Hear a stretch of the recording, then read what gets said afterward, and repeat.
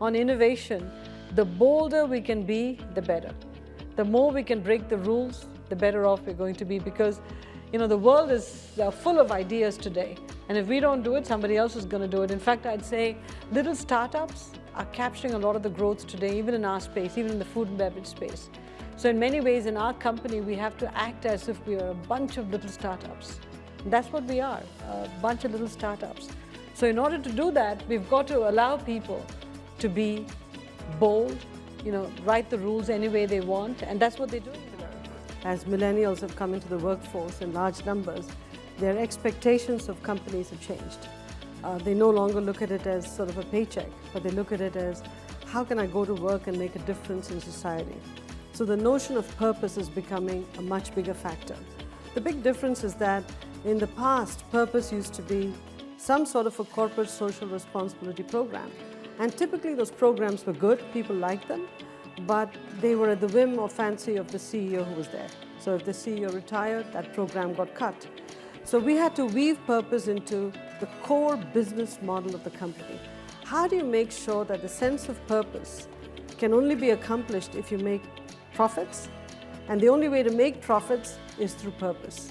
And that's why we use the term performance with purpose, linking both together.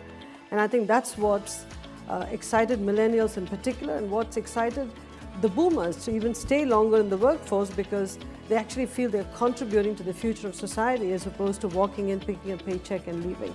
So the whole equation with employees has changed. First, please be a lifelong student. When we are kids, we ask questions like, why is the sky blue? Why is the bird flying so high? But for some reason, as we get older, that curiosity goes away. And if we are happy with the knowledge we have, then we are actually going to atrophy. So please remain a lifelong student. Don't lose that curiosity. And the most important one, please help others rise. Greatness comes not from a position, but from helping build the future. All of us in positions of power have an obligation to pull others up. As I stand here today, I look at my responsibility not as accepting an honor.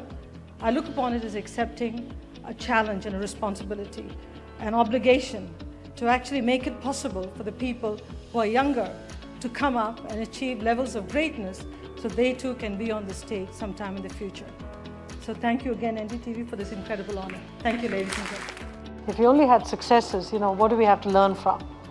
I can't tell you how many failures one has had, business-wise, personally, over my career, over my 40-year career. Sometimes I look back and say, did I just have bad luck or what happened?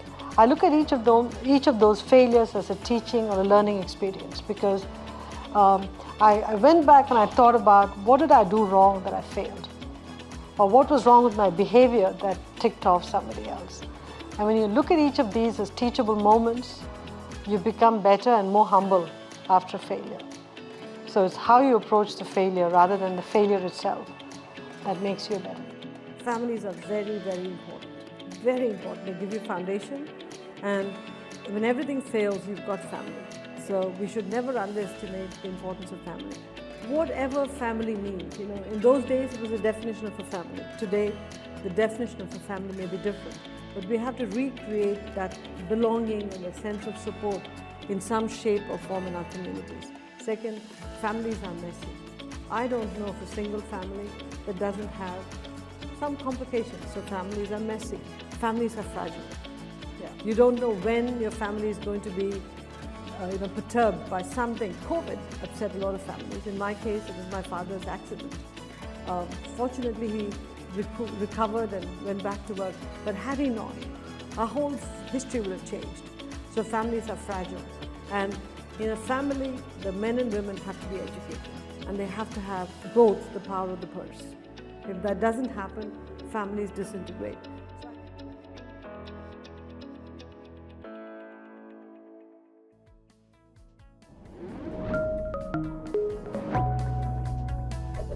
Hi there, if you like this video, subscribe to the Simplilearn YouTube channel and click here to watch similar videos. To nerd up and get certified, click here.